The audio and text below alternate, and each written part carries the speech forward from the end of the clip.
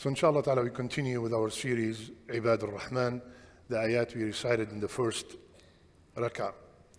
And we have mentioned few of their characteristics. Number one, they walk on earth with a humility. Number two, I know it's too early, still sleeping. If the jahilun, if the ignorant speak to them, they leave with dignity. Number three, they spend the night either in sujood or in qiyam. Number four,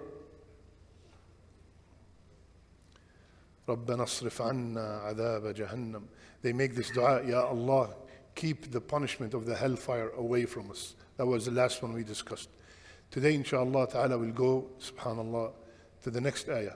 وَالَّذِينَ إِذَا أَنفَقُوا لَمْ يُسْرِفُوا وَلَمْ يَقْتُرُوا وَكَانَ بَيْنَ ذَلِكَ قَوَامًا. And the ones who spend, and the ones when they spend, they are neither extravagant nor miserly. And they are moderate, in the middle. They have middle ground. The first thing we notice, because many people think that Ibadur Rahman, they're sitting in the masjid all the time. They have no money. They have nothing to do. I have divorced the dunya. Just give me a thawb and a piece of bread and some olives and I'm good. No, Allah is saying that they have money. They do have money. Just like Allah subhanahu wa ta'ala, when He was telling the people, well, He was describing the men who inhabit the masajid, what did He say? رِجَالٌ لَا تُلْهِيهِمْ تِجَارَةٌ وَلَا بَيْعٌ عَنْ ذِكْرِ اللَّهِ. The men who inhabit the masajid are men, they have businesses, they do trade, but this business and that job never ever keep them away from the remembrance of Allah and establishing salat. They do have money because somehow religiosity is accompanied or compared to being poor.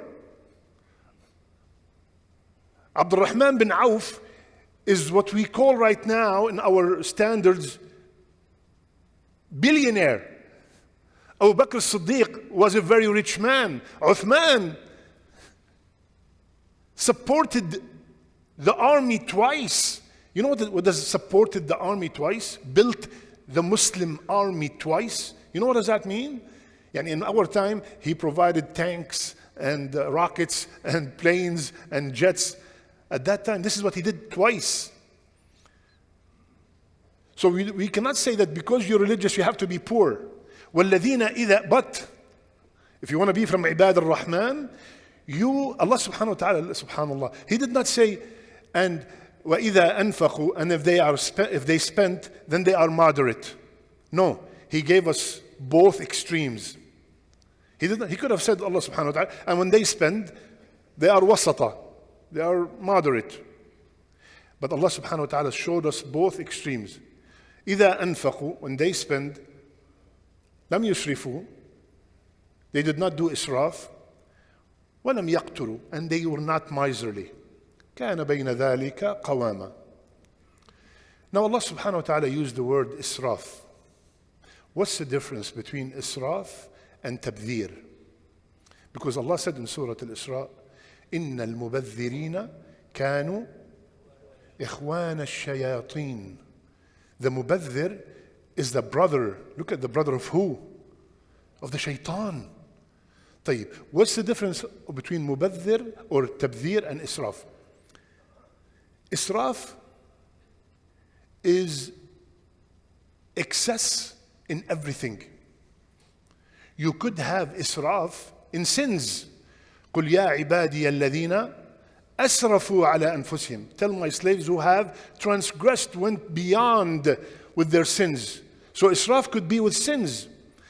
لا تأكلوا وكلوا واشربوا ولا تسرفوا. Eat and drink, but do not do israf. So israf could be in food. Israf ومن قتل مظلوما فقد جعلنا لوليه سلطانا فلا يسرف في القتل. Even israf could be in killing.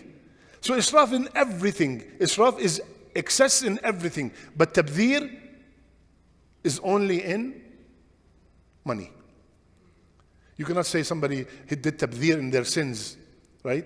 Tabdhir is only with money, because those two words, both of them means wasting money, okay?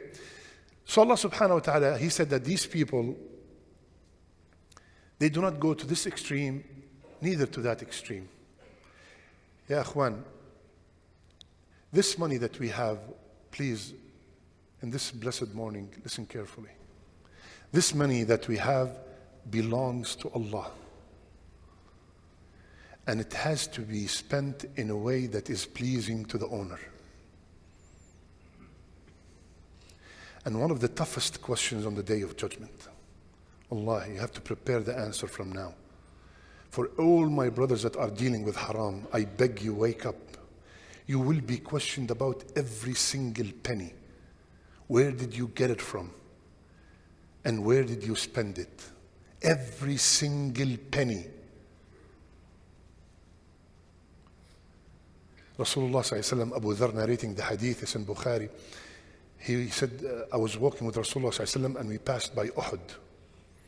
And he said, Rasulullah sallallahu alaihi wasallam said, Wallahi, I will not wish to have this mountain of gold become gold. The whole mountain of Uhud gold. And if it did, 3 days will not pass until I have given it all in sadaqah. The number, I don't know, if this room was full of gold, it will be zillions of dollars. Imagine, he said, mountains of Uhud was gold. It will not, 3 days will not pass, except I have already spent it all in sadaqah. الأكثرون هم الأقلون يوم القيامة. In the same hadith, the rich ones are few on the Day of Judgment. إلا, except the one who spent هكذا وهكذا وهكذا وهكذا. The rich ones are very few. يعني the ones who will enter Jannah from the rich are very few, except the one who spent his money this way and that way and that way and that way. يعني he's looking for ways to spend his money. Sponsoring orphans, sponsoring widows, building schools, building masajid, helping this, helping that. That's all he's thinking about. It's not my money. It's not my money. I have to report to the owner. Where did you show me the receipts? What did you do? Wake up, ya akhi. Make this Ramadan the last Ramadan you do haram business. Make it, this is it. Don't worry. Your rizq is coming. Allah guaranteed the provision, guaranteed it. So don't go to this extreme and waste your money, completely waste the money, and being extravagant in everything. And don't be miserly. Don't be very stingy. Listen to this hadith. البخل والإيمان لا يجتمعان في قلب مؤمن. Stinginess and Iman cannot coexist in the heart of a believer. What does that mean? One of them is going to kick the other out. If you are a mu'min, then anfiqu all over the Quran. You're going to be spending. And if you're a bakhil, that means you do not believe in the ayat. Ibn al-Qayyim, listen to what Ibn al-Qayyim rahimahullah said. He said an ayah in the Quran. Listen carefully, please. He said an ayah in the Quran to test your iman. He said there's one ayah in the Quran. If you would like to test how strong is your iman, read this ayah. What is this ayah? من ذا الذي يقرض الله قرضا حسنا فيضاعفه له أضعافا إيش؟ كثيرة. من ذا الذي يعني if I'm standing here, who's that amazing brother? Who's that great brother that is going to sponsor this, that's going to support this? and everybody will be very happy if someone stood up and he will feel very good. How about if Allah is asking, who is that person who's going to give me a loan? And I will repay it multiple folds. Yuqrid, the word qard, it means is a loan. And when you have a loan and you're a righteous person, that means you have to pay it back. And Allah Azza wa Jal, He is the one who's making the promise. Who is that one that's going to give me a loan and I will repay it multiple folds? You want to test your iman? Check on this ayah. Now the brothers are thinking there's a fundraising coming after this. No fundraising. It's coming up soon. It's not today. Subhanallah, it's so true.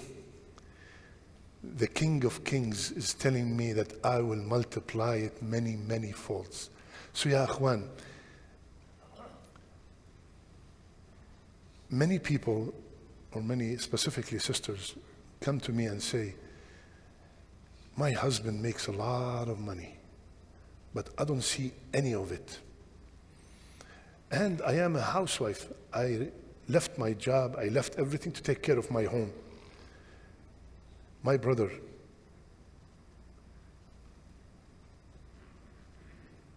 Rasulullah ﷺ said, money spent fi sabilillah, yani in jihad, or money spent in sadaqat, or money spent on this and that, and money spent on your family. The best among them is the money that you spend on your family. Give your wife an allowance. Do not wait for her to ask you. She's at home taking care of everything. Now, not only some of the brothers not giving their wife allowance, they're telling the brothers are telling their wives, Habibti, you're working 50-50. Because you are working, now everything is 50-50.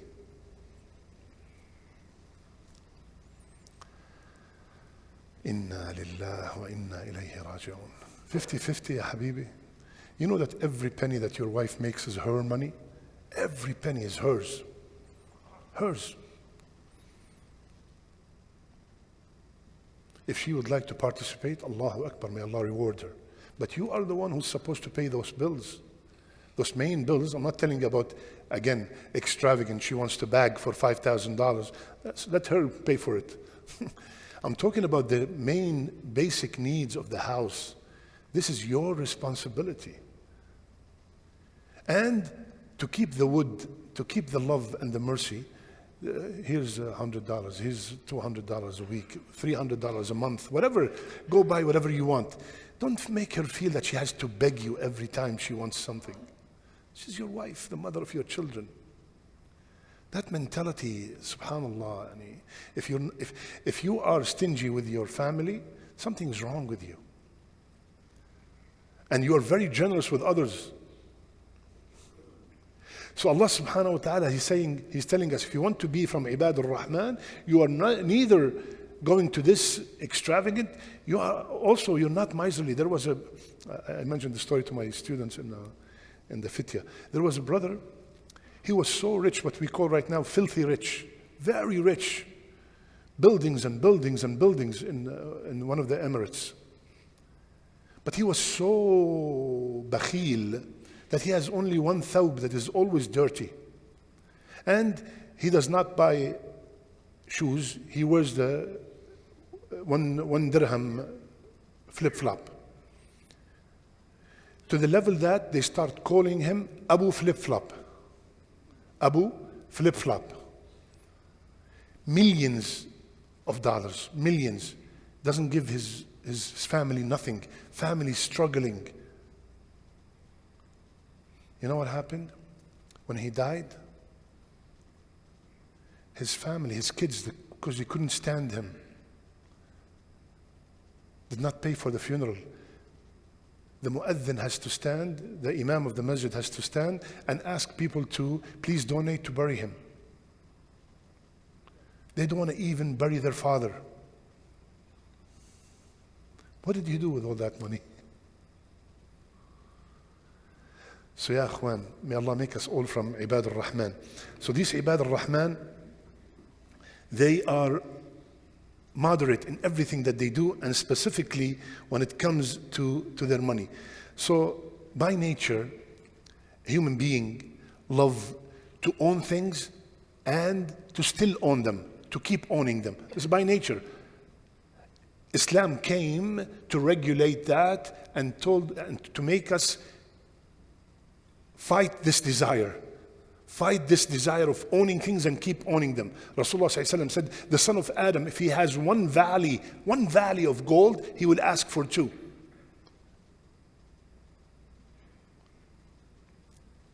He will ask for two. And nothing will satisfy the son of Adam except turab. It means till he dies. He's going to keep wanting more and more and more. And if you are wanting more and more and more, there's nothing wrong with that except if you are using it to please the owner.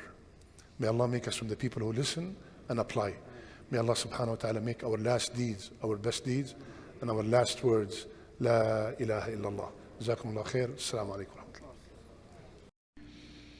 إن المسلمين والمسلمات والمؤمنين والمؤمنات والقانتين والقانتات والصادقين والصادقات والصابرين والصابرات والخاشعين والخاشعات والخاشعين والخاشعات والمتصدقين والمتصدقات والصائمين والصائمات